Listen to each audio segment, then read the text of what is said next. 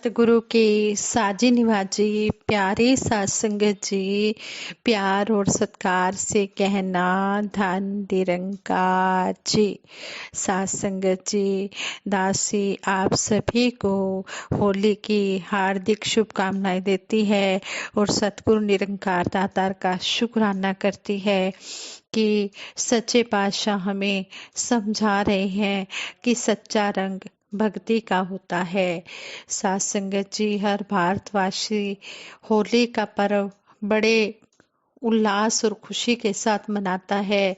सभी लोग इस दिन अपने सारे गिले शिकवे भुलाकर एक दूसरे को गले लगाते हैं। होली के रंग हम सभी को आपस में जोड़ते हैं और रिश्तों में प्रेम और अपनत्व के रंग भरते हैं। सतगुरु बाबा हरदेव सिंह जी महाराज भी अपने विचारों द्वारा हमें समझाते हैं कि भक्ति का रंग दुनिया के सभी रंगों से सुंदर और सच्चा रंग है।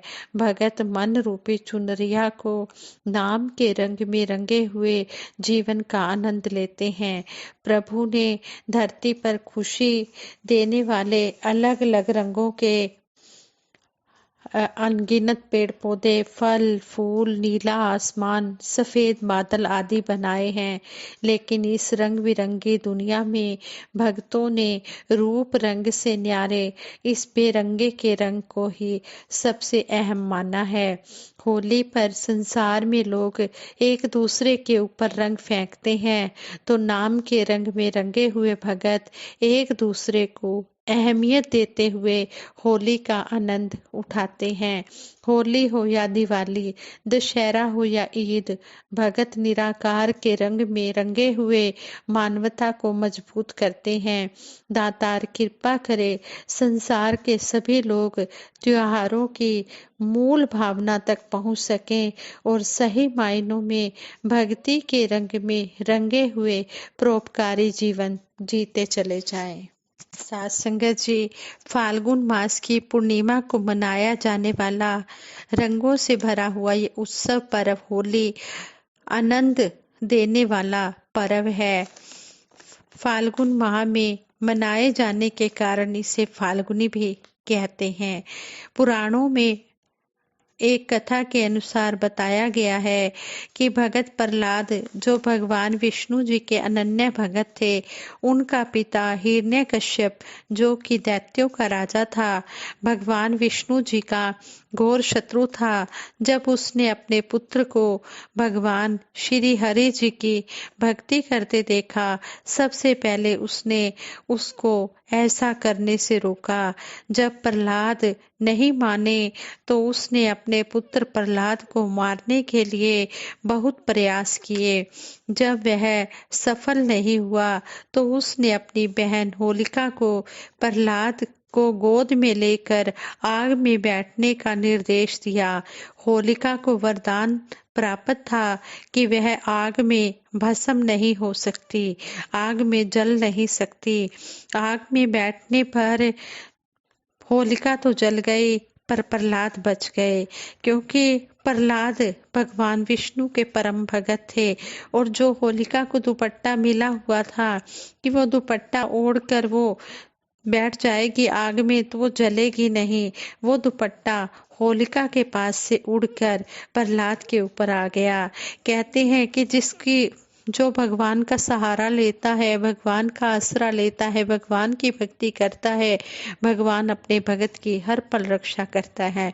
इसी तरह भगवान विष्णु जी ने प्रहलाद की रक्षा की और प्रहलाद बच गए।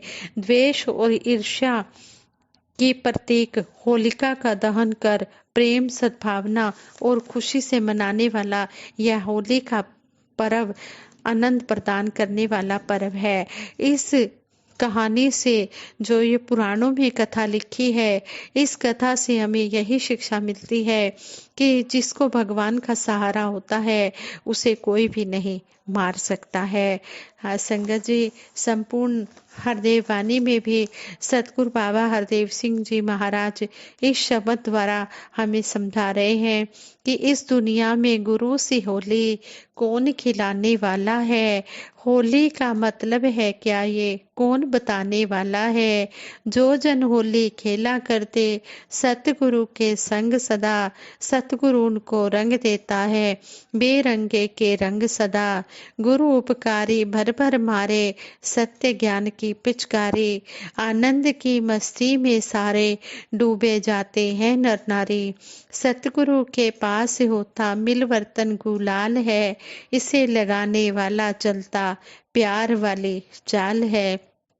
कहे हर देव गुरु कृपा से जब मिले परमात्मा, मैं तेरी होली प्यारे तब कहती ये आत्मा।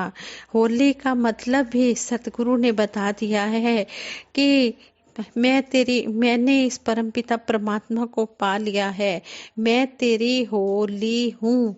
होली का मतलब बता दिया कि हे परमपिता परमात्मा, मैं तेरी होली हूँ। इस तरह सतगुरु ने हमें समझाया है कि जो इस बेरंगे के रंग में डूब जाते हैं, सही मायनों में वही होली का त्योहार मनाते हैं। हाँ संगत जी, आप जी ने देखा कि किस तरह दिल्ली में जो हमारा समागम कल हुआ, तो उसमें भी सतगुरु माता जी के संग भक्तों ने होली फूलों की होली खेली है। इस तरह सतगुरु हमें समझाते हैं कि हमने सतगुरु के चरणों में यही मांगनी है, रंग दे प्रभु नाम के रंग में काया, रंग न ले इस पापी मन को ये माया। और कहा भी है कि प्रभु चुनरी मेरी भक्ति के रंग में रंग देना, रंग देना, रंग देना, रंग देना। सत्संग जी, कितना सुंदर समझाया गया है कि हमारी जो चुनरी है ये भक्ति के रंग में रंग देना है। संतों के तो हर दिन खुशियां हैं, हर दिन त्योहार है, लेकिन जो हमारे ये भारतवर्ष में त्योहार मनाए गए हैं ये सभी के लिए हैं। दासी फिर से आप सभी को होली की हार्दिक शुभकामनाएं देती है और यही अरदास करती है सच्चे पातशाह सभी आनंद से फूलों की होली खेलें। और एक दासी छोटी सी स्टोरी भी आप जी के चरणों में रखने जा रही है, ये भी होली के ऊपर ही है। कहते हैं कि ये कहा गया है कि कल होली का त्योहार आने वाला था। चौथी 4th क्लास में पढ़ता राहुल सोच रहा था इस बार मनु के साथ, अपने फ्रेंड के साथ ऐसी होली खेलूंगा कि वह याद रखेगा। गोबर वाली होली खेलूंगा, गोबर लगाऊंगा। ना जाने वह मोबाइल पर किस किस दोस्त के साथ कैसे कैसे होली खेलने की योजनाएं बना रहा था। मम्मी को उसकी शरारत भरी योजना का पता चल चुका था। उस राहुल को फिजूल खर्ची करने का बहुत शौक था। जब भी उसे जेब खर्च मिलता वह केवल 2-4 दिन में ही रिसेस के समय सारे रुपए खत्म कर देता था। इस बार उसे जो पॉकेट मनी मिला उसने उसे खर्च करने की प्लानिंग पहले से ही बना ली थी। 200 की पिचकारी, 100 के कलर्स और 50 रुपीज के बैलून्स और 100 रुपए के और ले लिए। शाम को जब वह ट्यूशन पढ़कर लौट रहा था तो पार्क के पास उसे सड़क पर एक पर्स पड़ा दिखाई दिया। उसने पर्स उठाया, खोल कर देखा तो उसकी आंखें खुली की खुली रह गई। उसमें 500 रुपए के 4 नोट थे। राहुल ने इधर उधर देखा और मन ही मन बहुत खुश हुआ और मन में कहने लगा कि अब आएगा होली मनाने का मजा। उसके कदम घर की ओर तेजी से बढ़ने लगे। घर जाकर उसने कहा, मम्मा देखिए मैं माला माल हो गया, अब मेरी होली देखना, खूब जमकर होली खेलूंगा। मेरे फ्रेंड्स देखते ही रह जाएंगे, किसी के पास इतने रंग नहीं होंगे, सबसे बड़ी पिचकारी मेरी ही होगी। राहुल की मम्मा ने पर्स देखा, नोट निकाल कर गिने, पूरे 2,000 रुपए थे। तुमको इस परस में कुछ और भी मिला है क्या? राहुल की मम्मी ने राहुल से पूछा। तो राहुल ने थोड़ा हैरानी से पूछा, क्या मतलब मम्मा? तो राहुल की मम्मा बोली, मेरा मतलब जिस व्यक्ति का यह परस है, क्या उसका कोई पहचान पत्र या कोई और कोई पेपर ये है इस परस या कोई पेपर है परस की किसी जेब में? राहुल बोला, नहीं, और कुछ भी नहीं है। मैंने इस परस को अंदर बाहर की सभी पॉकेट्स देख ली हैं। उसकी राहुल की मम्मा बोली, ओहो, जिस बेचारे का होगा उसका तो नुकसान हो गया ना। अब उसका पता भी नहीं चल सकता। अब यह परस उस तक कैसे पहुंचाएं? राहुल की मम्मी कुछ देर तक सोचती रही, फिर बोली, हाँ, इन रुपयों का किसी और की खुशी के लिए हम यूज कर सकते हैं। राहुल ने पूछा, वह कैसे मम्मा? राहुल की मम्मा ने कहा, चलो मार्केट चलें। राहुल हैरानी से अपनी मम्मी की एक्टिविटीज देख रहा था। मम्मा उसे जो जो कह रही थी राहुल वैसा ही कर रहा था। राहुल ने अपनी मम्मा के कहने पर 50 रुपीज वाली 20 पिचकारियां खरीदी और अलग अलग किस्म के रंग और गुब्बारों के पैकेट खरीदे। कुछ चॉकलेट्स भी ली। होली का दिन आ गया। सुबह होते ही राहुल अपनी मम्मा के साथ रेलवे लाइन के पास झुग्गी झोपड़ियों के पास आ गया। झुग्गियां ज्यादा दूर नहीं थी। राहुल और उसकी मम्मा ने झुग्गी झोपड़ियों के सभी बच्चों को बुलाया। फिर सभी को एक एक पिचकारी सौंप दी। गुलाल भी दिया और गुब्बारे भी दिए और चॉकलेट्स भी दी। राहुल ने अपने और दोस्तों को भी वहां पर बुला लिया था। दोपहर तक राहुल और उसके फ्रेंड्स दोस्त झुग्गी झोपड़ी वाले बच्चों के साथ होली का मजा लेते रहे। राहुल ने देखा मम्मा हाथ में एक बाल्टी लिए आ रही है। पास आई तो वातावरण में मीठे चावलों की महक फैल गई। मम्मा और राहुल आपस में मुस्कुरा रहे थे। मम्मा ने राहुल से कहा, बेटा, तुम अपने फ्रेंड्स से शरारत भरी होली खेलने की बातें कर रहे थे। अब बताओ, मन मुटाव पैदा करने वाली होली ठीक होती या यह होली ठीक है? राहुल ने मम्मा के चेहरे पर गुलाल लगाते हुए कहा, मेरी बेस्ट मम्मा। सभी सौंधी सौंधी खुशबू वाले मीठे चावलों का आनंद लेने लगे। हाँ संगत जी, इस स्टोरी में भी यही समझाया गया है कि हमें अपने बच्चों को अच्छी शिक्षा देनी चाहिए। अगर कहीं से भी कोई पर्स मिलता है, पर्स मिलता है, उसमें कुछ रुपए या जो भी मिलता है सामान, उस मालिक तक पहुंचाने की कोशिश जरूर करें।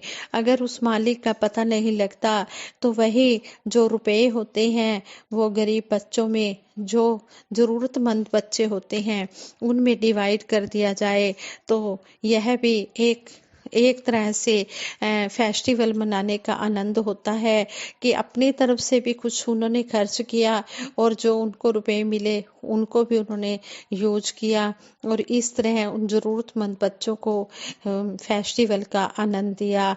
हम सब मिलकर अपने त्योहार आपस में मनाएं तो बहुत अच्छा होता है। कभी भी हम ऐसा त्योहार न मनाएं जिससे कि लड़ाई झगड़ा ईर्ष्या वैर विरोध हो। हम ऐसा त्योहार मनाएं, फूलों की होली खेलें और ऐसा त्योहार मनाएं जिसमें खाने पीने की भी अच्छी से अच्छी हेल्दी चीजें हों, जो हम सब में डिवाइड करें और सबके साथ मिलजुल कर त्योहार मनाने का जो आनंद होता है वो अलग ही होता है। आइए हम सभी मिलकर सतगुरु की शिक्षा को अपने जीवन में धारण करते हुए प्रेम प्यार के साथ इन त्योहारों को मनाएं, मिलजुल कर मनाएं और प्यार की खुशबू चारों ओर फैलाते चले जाएं और सतगुरु के शिक्षाओं को मानते हुए सतगुरु को भी हम खुश कर पाएं और अपना भी लोक सुखी परलोक सुहेला कर पाएं। सतगुरु हमें हर पल यही शिक्षा देते हैं कि हमने ईमानदारी से जीवन यापन करना है, किसी का हक नहीं दबाना है, किसी को परेशान नहीं करना है, किसी को दुख नहीं देना है, किसी आंख में आंसू नहीं देने हैं। जहाँ पर भी जिसको हमारी ज़रूरत हो, हमने उसकी ज़रूरत को पूरा करने की कोशिश करनी है। अगर हम उस ज़रूरत को पूरा करने में समर्थ हैं तो हमने उस ज़रूरत को पूरा करने की पूरी कोशिश करनी है। और किस तरह हमें निरंकारी राजपिता जी ने भी अपने विचारों द्वारा कल के समागम में समझाया कि हमने कभी भी सतगुरु के आगे किसी बात के लिए जिद नहीं करनी है कि हमारा ये काम कर दो, वो काम कर दो। अगर हम ऐसा करते हैं तो फिर तो ये भक्ति नहीं, ये तो व्यापार हो गया। हमने सतगुरु के आगे अपने आप को पूर्ण भाव से समर्पित कर देना है कि सतगुरु सच्चे पातशाह जो भी आप जी कर रहे हो हमारे लिए अच्छा कर रहे हो, जो भी आप जी हमें खाने पीने पहनने रहने के लिए दे रहे हो, आप जी का शुक्राना है, शुक्राना है। हम मुख से ये सतवचन शुक्राना ऐसे भाव मुख से केवल कहते ही ना रहें, इनको कर्म रूप में भी ढालें। तभी हम इन वचनों को सुनकर कर्म में ढालेंगे, तभी हम ज्ञान के हकदार होंगे, तभी हम मुक्ति पर के हकदार होंगे, तभी हम ज्ञान के अनुसार कर्म कर पाएंगे। साथ संगत जी, ये विचार करते हुए दासी से बहुत सी गलतियां हुई होंगी, उन गलतियों के लिए भी आप जी क्षमा कर देना। और दासी आप सभी को 70वें निरंकारी वार्षिक संत समागम की भी मुबारकबाद देती है, जो सतगुरु माता सुदीक्षा जी महाराज और निरंकारी राजपिता जी की हजूरी में 70वें वार्षिक निरंकारी संत समागम की डेट्स अनाउंस हुई है। 16, 17, 18 नवंबर को सत्संग होना निश्चित हुआ है और 19 नवंबर को हमारा गुरु वंदना का प्रोग्राम होगा।